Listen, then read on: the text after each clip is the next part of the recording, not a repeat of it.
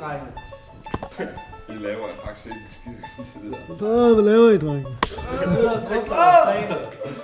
Vi sidder og drøfter vores planer. Altså, den oprindelige idé, det var at følge et Counter-Strike-team til Sverige og filme dem under eventet og på vej derhen. Til noget, der hedder Dreamhack vinter 2015. Og så har vi snakket om at få måske interviewet en enkelt eller to elever ude fra Vejle Sports College, som har en linje, der hedder e-sport. Ham den ene fra gruppen til SM har faktisk gået derude.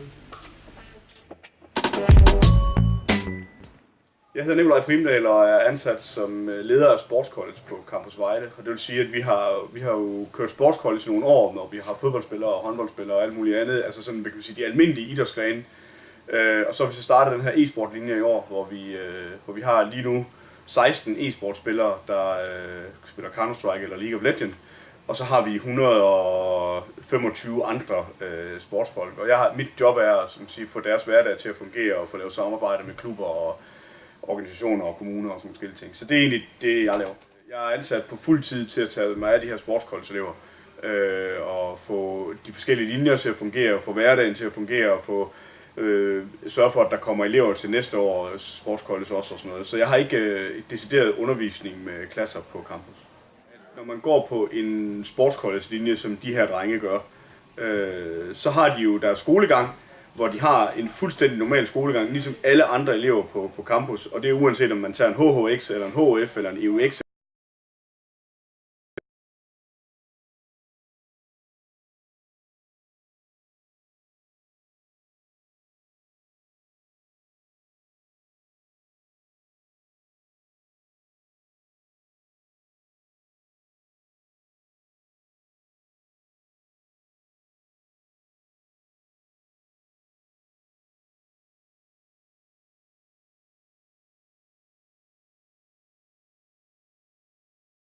Samtidig med det tager deres ungdomsuddannelse.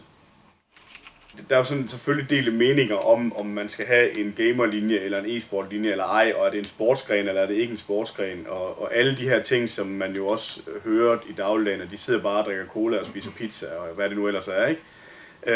Men jeg synes godt, man kan sammenligne vores e-sportspillere, som er helt vildt seriøse omkring deres e-sport og bruger rigtig mange timer på at blive dygtigere til det, og så de andre idrætsgrene, vi har, som også træner rigtig meget, ikke? Så når man sådan får forklaret, hvad det egentlig vi gør, vi sørger faktisk for, at de får deres ungdomsuddannelse og så videre, så bliver det egentlig positivt, fordi der er jo mange af de her drenge, der har været lidt ude af uddannelsessystemet, fordi de ikke har kunnet administrere deres tid, så har det flyttet lidt ud, så kan jeg lige nå at spille mere, og så kommer jeg ikke lige i skole, og så videre, så videre, så videre. Og der giver vi dem jo noget struktur i forhold til, at de kan sidde og spille på nogle fede maskiner, men det kan de ikke, hvis de ikke går i skole.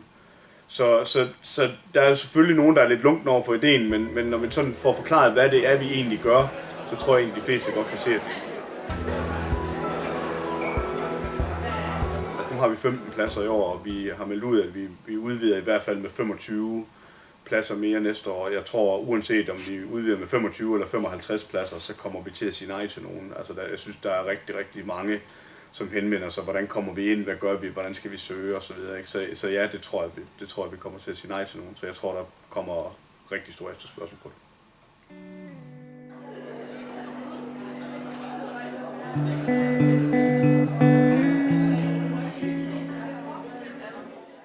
Jeg hedder Kasper. Jeg går på Handelsgymnasiet i Vejle. Jeg hedder Steffen Vandel, og mit indgame er Vandel. Og ja, jeg går på HF på Campus Vejle. Spiller en masse Counter-Strike. Jeg er jo lidt en nørd, fordi jeg går så meget op i det. Men man er også lidt man kan jo gå hen og blive lidt af en superstjerne, hvis man bliver dygtig nok til det.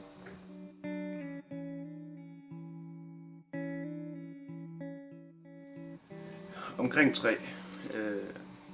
Men det kommer også an på, om jeg har kampe og træninger og sådan noget, hvor vi sagtens skal bruge 5 timer på det. Men almindelig hverdag, det er, at jeg står op ligesom alle andre tidligt om morgenen og tager i skole.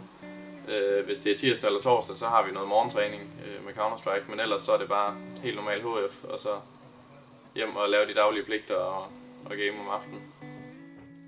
Altså, min storebror, han støtter mig rigtig meget i det, men han er også selv LAN-arrangør. Så, men resten af familien, de er begyndt at støtte mig mere i det, men de har altid været lidt skeptiske over for at spille så meget computer.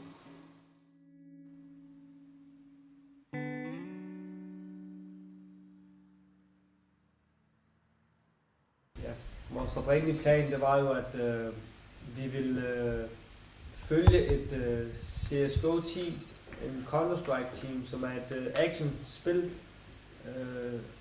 Og der ville følge et hold herfra, fra Danmark af, til Sverige, under et event, der hedder DreamHack Vinter 2015. Og den oprindelige plan med dokumentarfilmen var, at vi ville filme venskabet og sammenholdet i holdet på vej derhen og under eventet, og se, hvordan de nu var, hvordan de kunne beholde deres professionelle maske på, og samtidig være venner og så sidde ved siden af hinanden. De har så ikke givet at svare, TSM. Vi har skrevet til dem for 2-3 uger siden, og deres PR-afdeling har ikke kontaktet os tilbage. Så vores plan er at rykke videre fra det til plan B, som er nødløsningen, og det er, at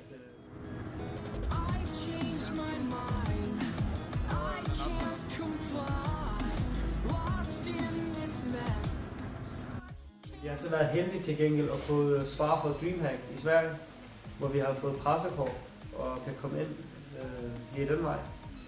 Og der har de været meget hjælpsomme faktisk, givet at svare tilbage, selvom det har været klokken 9 om aftenen eller 10.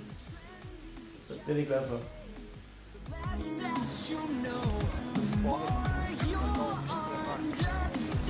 Og dermed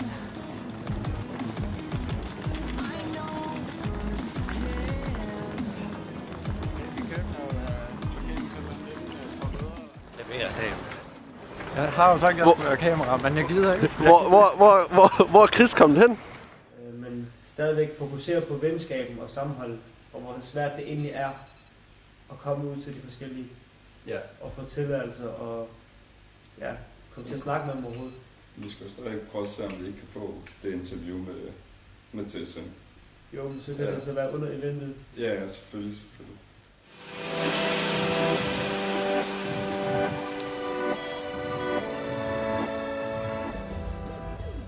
Oh, gaming, everything. That's my life. Gaming mean my free time, my enjoy place, my happy time or whatever. I want to see everything. I mean, I do it on my free time and everything I'm doing basically my whole life. Everything. No, but it's a big part of my life, so it's helped me relax after school and stuff like that. So it's really a big part of my life. I mean, it's pretty much a hobby for me personally. I mean, a lot. I play very much of Counter-Strike, and it's my passion. It's sort of like a stress relief, and something to do, pretty much. Okay, gaming for me is is my occupation. That's what I do, my daily work. It's I breed gaming, I review games, I play games. I even has been in esport for a long time, and I have my own esporting team also. So gaming is my life. Fun, games, basically free time.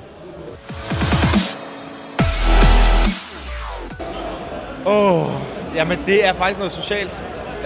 Det er noget, som connecter folk på tværs af landegrænser, på tværs af regionale grænser.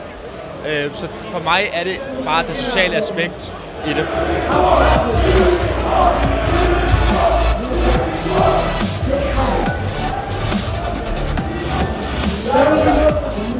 Gaming betyder alt. Jeg har været gamer i 15 år, og har altid gamet. Alt lige fra League of Legends til Dota og LoL og alle de gamle spil også. Age of Empires startede med at spille CS, da det startede i beta 5.2. Så har jeg gamet altid siden. Så nu arbejder jeg med gaming i Stilsøs med marketing. Så det har været de sidste 15 år med gaming.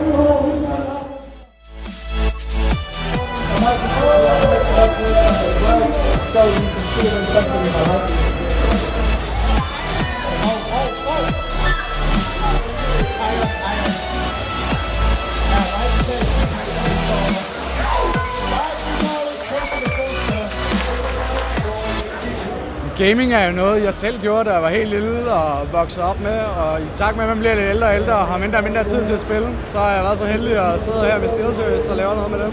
Og det er jo bare fedt, at man ligesom kan være med og tage ind i det community, man engang var en del af, og så se, hvordan det bare blomstrede helt vildt. Altså, så for mig handler det bare om, at det er sjovt, det er fest, det er det hele.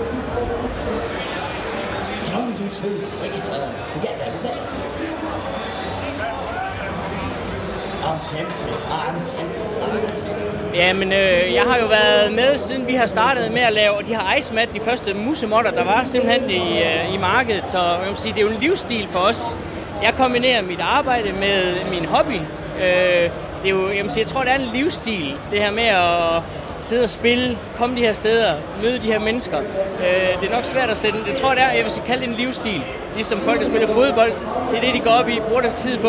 Jeg bruger jo også min fritid på at sidde og følge de her pro-teams, få deres signaturer på trøjerne og følge dem som, ligesom folk, de vil følge Ronaldo. Så jeg vil sige, det er nok den måde, vi kombinerer. Det er en livsstil i sig selv.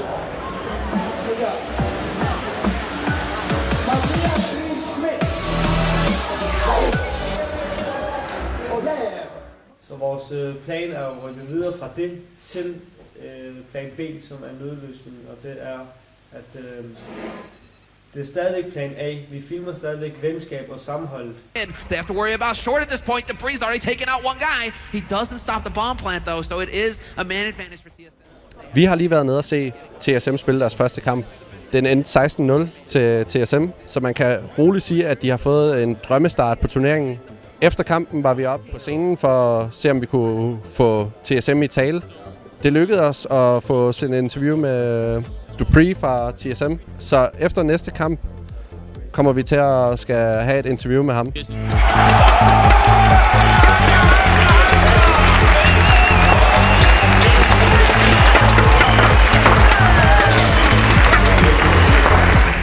Jamen, jeg står her med Dupree, også hans rigtige navn er Peter Rasmussen. Han er spiller for TSM, Team Solo Midt, Danmarks nok bedste klan, og nok også en af verdens bedste klaner. Dupree, hvordan har du det efter matchen her? Jamen, utroligt godt. Det er altid rart. Det vigtigste er ligesom at komme ud af gruppen, når man er til de her turneringer her, fordi at det er jo bare knald i hvert fald. Specielt når man spiller bedst af en, og det kan jo hurtigt, hvis man kommer dårligt fra start, så kan man hurtigt komme til at ryge ud af turneringer. Det er jo ikke det, vi vil jo. Så vi er utroligt glade for at komme videre. Det er jo helt klart det første mål eller noget. Hvordan er stemningen på selve holdet, når man har sådan en tæt match, som den sidste her var? Det var tydeligt at mærke, at stemningen i starten var meget, meget nem, kan man sige. Vi alle var glade, vi sad og jokede lidt og sagde, er det ikke sværere det her, og sådan noget, når vi var foran 12-3. Og så lige stille, så tager man pistolrunden og den første købrunde, og så tager man så den anden købrunde på en rigtig dum fejl, og så man og tænker, for helvede, nu igen. Altså, vi har været kendt for at tabe nogle kampe, vi slet skulle tabe, og vi sad nok altid og tænker, nej, ikke nu igen.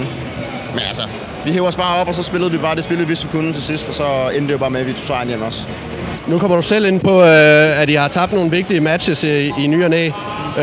Alt det pres, der er fra medier og etc., forumsites og sådan noget der, er det noget, I lader påvirke, eller? Det ved jeg ikke. Nu er vi vant til det efterhånden, man kan sige, at vi har spillet professionelt i 2 år, mange af os allerede, så vi er ret vant til det her med det her pres med, at nej, nu er man favoritter, og nu skal man spille mod dem, der ikke er favoritter, og nu har de her intet at tabe, og vi skal bare vinde, ellers så ser det dårligt ud på alle de her internetforer, der er rundt omkring.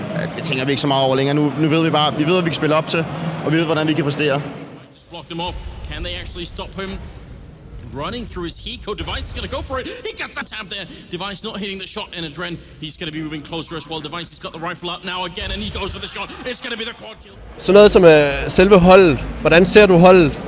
Er det selve et venskab, eller er det mere ren business, eller? Ja, det er helt klart venskab, uden tvivl. I starten, når man skal lige lære, nu har jeg kendt mange af dem her. Jeg har spillet på hold med dem i snart 3 år, mange af dem. Og vi har kun lavet en enkelt udskiftning her og der med en enkelt mand. Så vi er jo en gruppe mennesker, der har været sammen i rigtig lang tid, har delt rigtig mange ting med hinanden. Både rigtig hårde situationer, men også utrolig mange glædelige situationer. Men helt klart mine venner. Jeg tror, vi er et af de hold, der rent faktisk er gode til at bonde sådan, uden for spillet også. Hvilket jeg også føler er en utrolig vigtig ting, at ligesom kunne bonde socialt også, så man ligesom ikke bare går hver det sit, når man ikke spiller, men at man rent faktisk skal dele en masse ting også, når man nu er i gang. Så helt klart, at det er helt klart mine venner, og ikke bare businesspartnere. Jamen, I ser også ud til, når I sidder oppe i båsen, at I rent faktisk beholder en god stemning, også selvom I er presset, også selvom I måske kommer bagud. Så virker I altid som om, at I stadigvæk kan bevare roen i større eller mindre grad. Hvordan er stemningen i selve båsen deroppe? Jamen, det kommer meget selvfølgelig af, hvordan situationen ser ud jo. At vi foran, så sidder vi som jeg sagde tidligere, at vi sidder bare og joker lidt med hinanden, og vi sidder og griner lidt og har det sjovt og sådan noget der.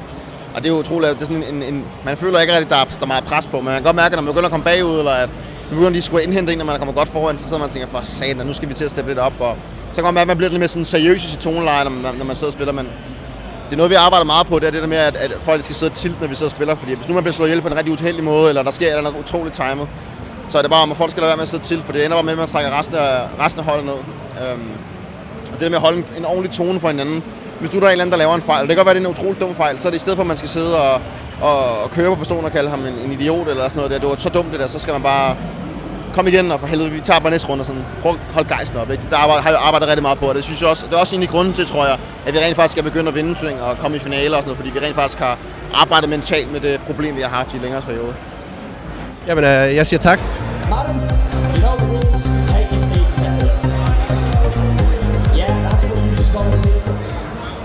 Gaming er alt, hvad jeg laver. Det er alt, hvad jeg foretager mig. Det er mit job, det er mit liv, det er min fritid. Jeg har spillet altid, og jeg beskæftiger mig med ting som det her. Jeg er samlet til et sted som det her. Jeg indrømmer blankt, hvis jeg nogensinde skulle have et normalt arbejde. Jeg ved ikke, hvad det vil gøre ved mig. Altså, det er det her eller intet.